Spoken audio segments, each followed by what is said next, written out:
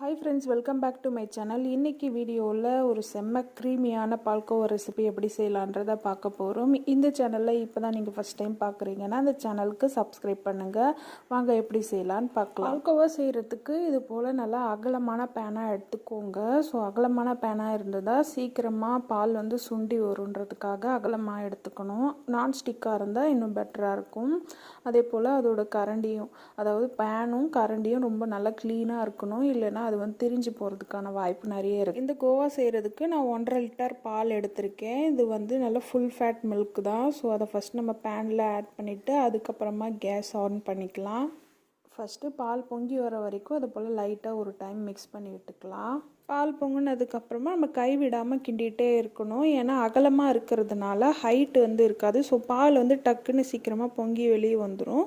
So பொங்க ஆரம்பித்ததுக்கப்புறமா நம்ம கை விட்டு கிண்டிகிட்டே இருக்கலாம் ஹை ஃப்ளேமில் வச்சுட்டு. ஸோ சீக்கிரமாக அது வந்து சுண்டி வர ஆரம்பிக்கும். ஸோ மேலே இருக்கிற அந்த ஆடையும் அடியில் பிடிக்காமல் நம்ம வந்து மிக்ஸ் பண்ணி விட்டுகிட்டே இருக்கணும். ஸோ ஒரு பாதி அளவுக்கு சுண்டி வந்துடுச்சுன்னா ஒரு 5 மினிட்ஸ்க்கு ஒரு வாட்டி நம்ம மிக்ஸ் பண்ணி விட்டால் போதும். ஸோ பால் அதிகமாக இருக்கும்போது மட்டும் நம்ம கொஞ்சம் இது போல் கிண்டி விட்டுக்கிட்டே இருக்கணும். அடுத்ததாக ஒரு 100 கிராம் அளவுக்கு சர்க்கரை சேர்த்துக்கிறேன். ஸோ நான் 1.5 லிட்டர் பால் காய்ச்சிருக்கேன். இது சுண்டி வரக்குள்ளே ஒரு 1/4 கிலோ அளவுக்கு கோவா கிடைக்கும். ஸோ அந்த கோவாக்கு ஏற்ற அளவுக்கு நான் சர்க்கரை போட்டிருக்கேன். ஸோ உங்களுக்கு ஸ்வீட்னஸ் அதிகமாக வேணும் அப்படின்னா இன்னும் கூட ஒரு 50 கிராம் நீங்கள் சேர்த்து போட்டுக்கலாம். ஸோ இதை சேர்த்ததுக்கப்புறமா மறுபடியும் சுகர்லாம் மெல்ட் ஆக ஆரம்பிக்கும். ஸோ அதே போல் நம்ம கிண்டி விட்டுகிட்டே இருக்கலாம். இது ஃபஸ்ட் ஆஃப் பண்ணுறதுக்கு தான் கொஞ்சம் நிறைய டைம் எடுக்கும்.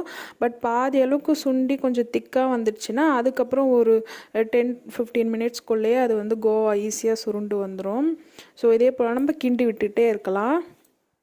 இப்போ அந்த பால் வந்து நல்லா சுண்ட சுண்ட இந்த ஓரங்கள்லேயும் அடியிலையும் வந்து பிடிக்க ஆரம்பிக்கும். ஸோ அதை வந்து நம்ம எடுத்து விட்டுக்கிட்டே இருக்கலாம்.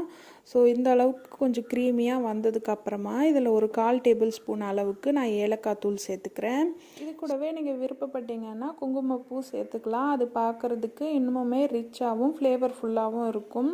ஸோ பாருங்கள், இந்த அளவுக்கு நல்லா திக்கானதுக்கப்புறமா நம்ம ஸ்டவ் ஆஃப் பண்ணிடலாம். அவ்வளோதாங்க, ரொம்பவே சூப்பரான அண்ட் க்ரீமியான பால்கோவா ரெடி ஆகிடுச்சு. இது கடையில் கிடைக்கிற மாதிரியே டேஸ்ட்டாக அப்படியே இருக்கும். நீங்களும் உங்கள் வீட்டில் இதே போல் ட்ரை பண்ணி பாருங்கள். இந்த தீபாவளி ரொம்பவே ஸ்பெஷலாக இருக்கும். இதே போல் ஸ்வீட் வீடியோ 2 ஆல்ரெடி அப்லோட் பண்ணியிருக்கேன். பார்க்காதவங்களுக்கு டிஸ்கிரிப்ஷனில் லிங்க் கொடுக்குறேன். கண்டிப்பாக போயிட்டு பாருங்கள்.